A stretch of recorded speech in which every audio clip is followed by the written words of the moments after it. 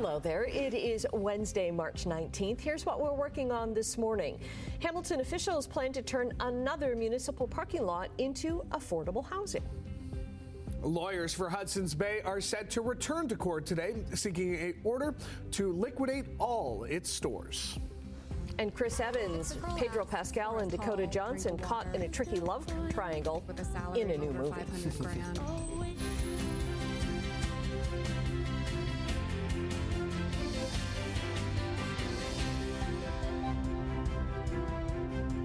Good morning. And Brian, I was caught in a tricky situation this morning because I thought, okay, it's going to be so warm today. I'm not going to wear my coat. So I didn't. And I came outside and I was like, whoa, I'd like to go back in and change my mind, but then the alarm would go off and Oh, no. So I ran to my car and turned on the heater. I actually found it quite nice this morning. I don't know. Just well, maybe me. it's gotten warmer then since we came in. Yeah, maybe a little bit, because yesterday was beautiful. We did have that sunshine. Yeah.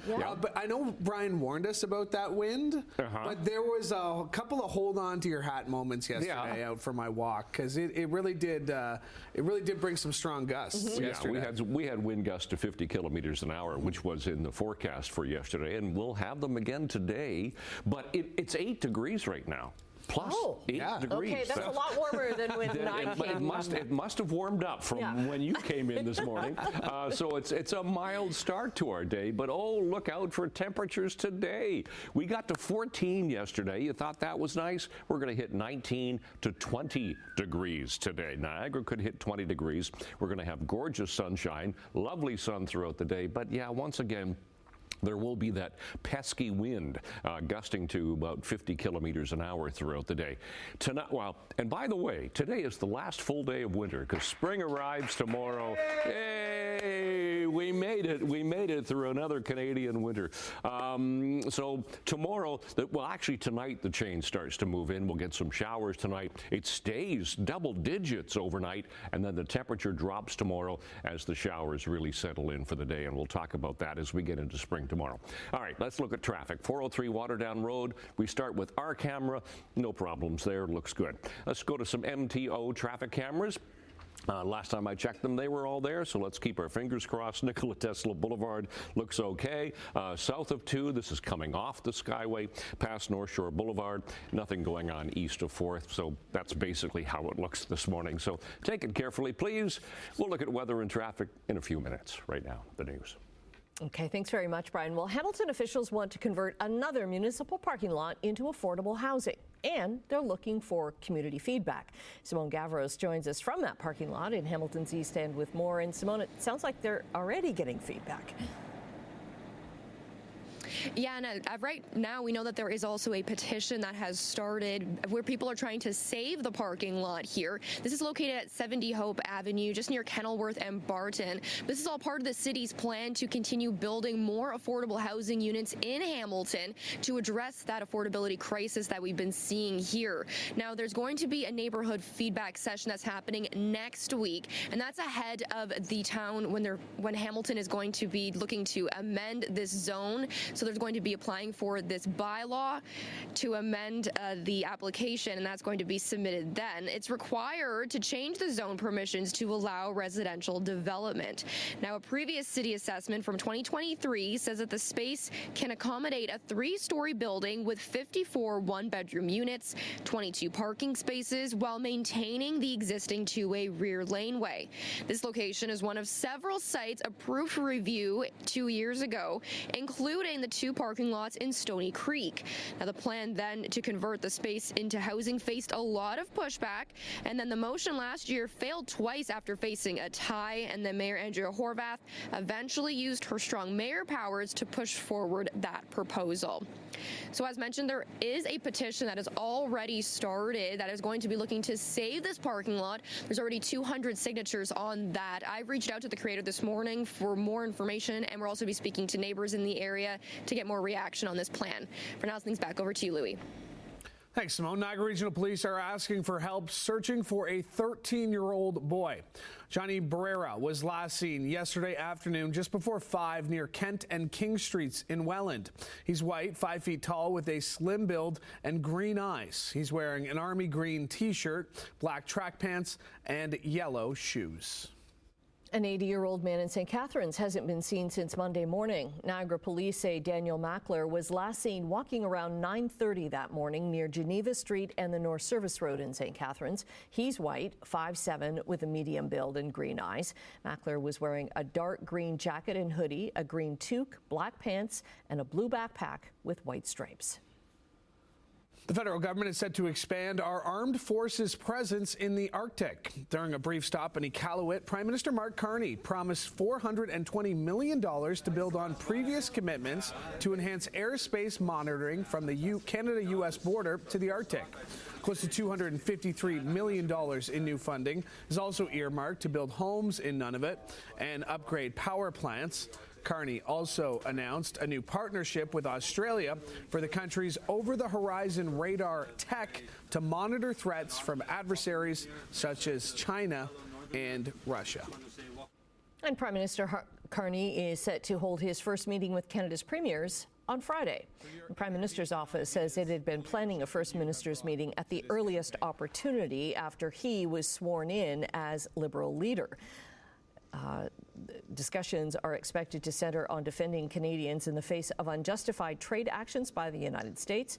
Carney's also set to meet with the Prime Minister's Advisory Council on Canada-U.S. relations and a cabinet committee today. Doug Ford is going to be sworn in as Premier of Ontario for the third time this afternoon. He will also name his new cabinet. Ford's been increasing the size of cabinet since he was first elected in 2018, and he had said earlier this month that he didn't plan to trim it. The Premier also has said he plans to deal directly with tariff threats from the United States, suggesting he may not create a new ministerial portfolio focused just on that. And Ford says the United States is planning to impose a so-called global tariff on every country April 2nd. I can tell you what they want. They're going to put a global tariff on the whole world on August the 2nd. What we're working at is making sure that we're first in line for exemptions. Now, Ford says he learned about the global tariffs during his meeting with U.S. Commerce Secretary Howard Lutnick in Washington last week. He called that meeting productive. Ford secured the meeting with Lutnick after agreeing to drop a 25% surcharge on Ontario electricity that's sent to the states, although Ford told reporters he's keeping the idea in his back pocket for now. Officials from Ford's team will head to Washington soon to continue conversations with their U.S. counterparts. That group will not include any elected officials, though. All right, Sportsline, let's start on the ice, where we are less than a month away from the end of the regular season in the NHL, with teams fighting for positioning in the standings, including the Senators and Canadiens, who were facing off in Montreal last night. Gallagher at the goal line. Suzuki waiting, dishing, one-time drive, Allmark pushed across, Silus, score! The follow-up try, the captain, Suzuki, 4-3, Montreal! Nick Suzuki's power play goal late in the third broke a 3-3 tie, while the Habs would go on to add a pair of empty netters to beat the Senators 6-3 last night to snap Ottawa's 6-game winning streak. The win was Montreal's third in their last 4 games. They now currently hold the final wildcard spot in the Eastern Conference, 1 point up on the Rangers with the game in hand. Besser to the blue line. Marcus Pettersson with a drive. Stick save. Loose puck jammed in by Besser.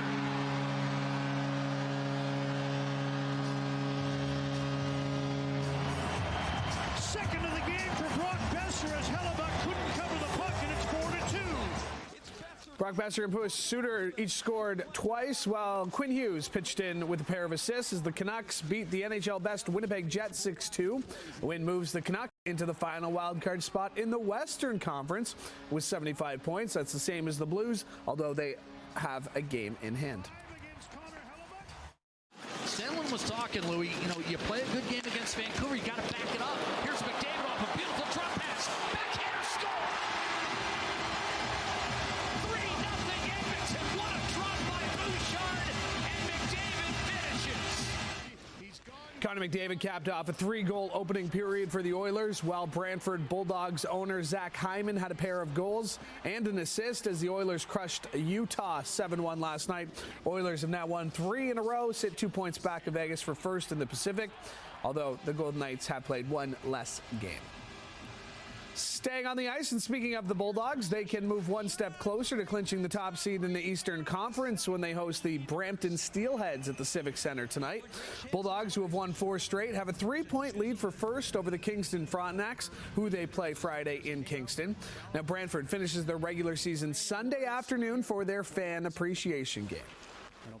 Switching gears to baseball, where the 2025 season officially got underway yesterday, where the defending World Series champion LA Dodgers were taking on the Cubs in Japan in the MLB's Tokyo Series. Sets his sights on Brown. Scorched to the right side, and it's Ohtani that's provided the first hit for the Dodgers. Pages goes first to third, and he delivers for these fans as he always does. 107 off of the bat. Reigning MVP Shohei Ohtani collecting the Dodgers' first base hit of the season. He'd later come around to score as part of a 3-run inning as the LA Dodgers open their season with a 4-1 win. Now, these two teams are facing off right now this morning before going back to America to finish off spring training. And sticking with baseball, the Blue Jays are hopeful newly acquired pitcher Max Scherzer will pitch at some point this weekend as he recovers from a sore thumb. Now, MLB.com's Keegan Matheson is reporting the 40-year-old future Hall of Famer is day-to-day, but manager John Schneider hopeful he will pitch this weekend. The 3-time Cy Young winner working with a hand specialist to try and be ready for the start of the season. Oh no! So if I have a sore thumb, I can't work my clicker. I can bow out for the day. I got a sore. Oh, gee! Ow! Ow! Ow! Ow! All right, it's 11 after 6 o'clock. It is a Wednesday morning. Let's check what's going on in traffic so far today. Let's look at the 403 and Waterdown Road. That's no problems at all. All the way around the Hamilton area, we have nothing to talk about really. So let's go to a few MTO traffic cameras and see if we can spot anything. QEW at Glendale here looks good in both directions. Nothing at Nikola Tesla Boulevard still. Toronto-bound lanes toward the Skyway Bridge heading away from us. Here's east of Brant, now Toronto-bound towards us. Same here at the Ford plant, and we'll dip in a little further along at Dixie Road. All looking good, so no problems there this morning. Okay. How's this morning looking? Look how mild it is to start the morning here. I mean, the temperature has just fallen a degree, which, quite frequently happens. We're not at sunrise. Sunrise is 7:25 this morning, so we gained some time with daylight. So 7 degrees right now, light south-southeast breeze. Sky is mainly clear. It's a pretty nice start when you figure that a seasonal daytime high is 5. We're at 7 right now, and we're going to climb to 19 degrees today. Way above seasonal, not quite a record, but we will see the sunshine today. It will be mild, and there'll be a moderate UV index. So warm air is flooding into southern Ontario right now with that southerly flow, but that low pressure system is going to climb across us, drag a frontal boundary over us during the day tomorrow, and that's going to drop our temperatures actually during the day tomorrow. So we're going to stay on the mild side overnight tonight, but we'll start to see some showers, but not today. No worries. 20 degrees for Niagara, 18 and 19 around the lake today in the sunshine. Once again, the only problem is going to be that bit of a breeze we'll have. Tonight, we'll start to see clouds rolling in, showers, but look how mild it stays. 10 and 11 degrees tonight, a little cooler for Guelph and Kitchener. And then tomorrow, temperatures drop to these values: 4 degrees along the shores, 8 degrees for Hamilton. But Halton, Peel, Toronto, their temperature won't drop until later in the evening. But we will see some showers and get set for cooler temperatures really rolling in. So as we roll into this 19th morning of March, it is mainly clear. It is mild. Our temperature right now is sitting at 7. Long range coming up. Annette, Louie. Okay, coming up in the short range, we're going to say good morning to Emily Vukovic. She's got a preview of what's to come in Chit Chat. And in business, Hudson's Bay still waiting for a judge's decision on when and if it can start liquidating inventory. It is time to say good morning to Emily. Good morning. Hi, good morning. Coming up, we're going to take a look at a new movie that stars Chris Evans, Dakota Johnson, and Pedro Pascal. It looks good, it looks funny, it looks cute.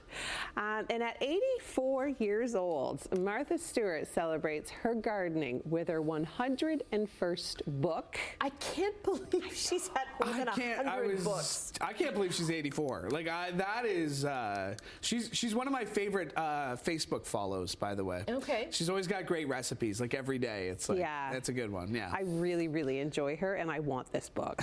And later on this morning, we're going to show you the new trailer for Happy Gilmore 2. That's very nicely done. Yeah, well done. Very much. All right, we'll see you in a bit, Emily. Okay. In business news, our dollar is down 9 basis points this morning in overseas trading at 69.85 cents U.S. after a bit of a gain yesterday. Now, gold is down $2.20. Crude oil is down 54 cents to $66.36 a barrel. Checking midday trading in Europe, so markets are down just a little bit in London and Frankfurt and up slightly in Paris.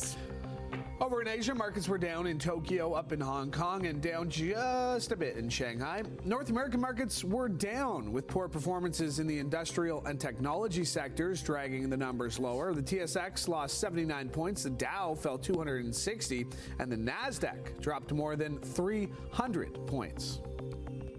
Lawyers for Hudson's Bay set to return to court today. They are waiting for the results of a court order in order to liquidate all of its stores. This potential liquidation raises concerns about the future of its retail footprint and also the impact on a lot of other companies. One of them, RioCan Real Estate Investment Trust, co-owns 12 store properties with Hudson's Bay. RioCan says its creditor protection filing is disappointing, and it opposes Hudson's Bay's request to halt lease payments. Hudson's Bay filed for creditor protection March 7th. Canadian labor leaders are calling for government support as job losses mount due to U.S. tariffs on steel and aluminum. More than 150 workers have already lost their jobs at an Eastern Ontario steel plant. Evaco Rolling Mills cites tariffs and declining orders as key factors in the job cuts. The United Steelworkers Union and the Canadian Labour Congress are set to hold a press conference this afternoon in Hawkesbury, Ontario. Now, Canada's aluminum industry is mainly tied to Quebec, but the tariffs on the metal are expected to have a big impact on prices in our area, particularly when it comes to beer. Ontario craft brewers say they're okay for now as long as they're stocked up on aluminum beer cans. They warn trouble could come when that supply runs out because the tariff will hit the raw aluminum as it leaves Canada and goes into the States, and then it's hit again when the finished cans come back on this side of the border. You're being hit twice. So 150 million cans, if the cost went up a dime, that's 15 million. If it went up 20 cents, that's 30 million. So that is not insignificant and is a cost craft brewers in Ontario cannot afford. And it's not the only aluminum tariffs, or it's not just the aluminum tariffs that are hurting the beer industry. Ontario craft brewers say agriculture tariffs and provincial sales taxes hurt as well. Newark Brewery in Beamsville, for example, says they've seen a 10% drop in sales since the tariff talks started. A new analysis suggests Canadians will see some relief at the gas pumps when the consumer carbon price ends next month, but may not notice as much of a difference in other prices for a while. Now, as of April 1st, Prime Minister Mark Carney is ending the consumer carbon levy in the 8 provinces and 2 territories that use the federal system. Desjardins says that will shave almost 18 cents from the cost of a liter of gas, and natural gas bills will fall almost 13%. Now, consumers also can eventually expect grocery prices to drop as falling gas prices make transportation cheaper. The consumer carbon rebates that offset the cost of the carbon price will also end after the April 15th payments. Okay, we're taking a quick break right now. Brian is going to be back with traffic and also your 7-day forecast on this, the last day of winter. Woo! Good morning, just about 6:24 on this 19th morning of March. We're about an hour to sunrise now, so it's going to be a beautiful sunrise. Looking at the QEW at Martindale and St. Catharines, it looks pretty light, looks good. Starting to get a little busier here at North Shore Boulevard. They call it south of 2, but it's coming off the Skyway Bridge. Flipping ahead to east of 4th, no problem. Sheraton going through Mississauga, not a problem there. Even the 403, this is the camera just west of Mississauga Road, no problems there either. So take it carefully, as usual. Temperature in Hamilton right now, 7 degrees. We were 8 degrees last hour, so we've dipped a little bit, but we could dip a little bit again next hour, and then the sun will come up, of course, and warm things up today. 6 for Grimsby, Toronto, 5 into Mississauga. So seasonal temperatures now, 5 for the daytime high. So we're above that already. -4 for the overnight low. Those are our sun times for today. Sun up at 7:25. Notice the record for today, 21.4 back in 2012. We're going to get 19 today, so we'll get close, but not quite to a record. So 10 degrees for the first bell. We should be 19 degrees in the sun for after school, and that's the high. Lovely sunshine, bit of a breeze from the south today. 11 overnight tonight, so it stays warm, but we'll get some clouds, we'll get some showers rolling in, and tomorrow the temperature drops to about 8 by later in the day. So as we get into spring tomorrow, fairly gray day with showers. 7 back to sunshine Friday, and look how cool the weekend's going to be. Only 4 chance of showers Saturday and 2 Sunday with cold overnight lows. We'll get some sunshine back for Sunday and then some showers for Monday and Tuesday. It's forecast. Annette, Louis. Okay, with all that rain, we're going underwater for this story. The blobfish, once known as the world's ugliest animal, has redeemed itself. It has now become New Zealand's fish of the year. Now, the species is believed to live up to 130 years. The blobfish found fame in 2013 after a crew member on a New Zealand research vessel snapped a rare photograph of it. Its distinctive appearance quickly became a meme. More than 5,500 votes were cast in the survey. The blobfish came out on top, beating the second place orange roughy by about 300 votes. The annual contest raises awareness about the fish that live in New Zealand's waters. What are those photos that we're showing there? It almost looks like the dragon from How to Train Your Dragon. It's cute. It's not that one. That one, doesn't it? It's definitely something. I really do appreciate New Zealand. They always, oh, look at that ugly, there was like an ugly underwater spider. I'm not sure if you saw that in that last shot. Do we have it again? It might become Spider of the Year now. Right there. See that? Right. Oh, it's a crab. Okay. Oh, it's a crab. Okay. Yes. Whew. Okay, I can handle a crab. Spider on the other case. Yeah, I was freaking out there for a second. And don't get him started on hippos. Do not get me started on hippos. Brian's already making a face over there. All right. You're going to need therapy. We'll do that in the commercial break. That's enough time, right?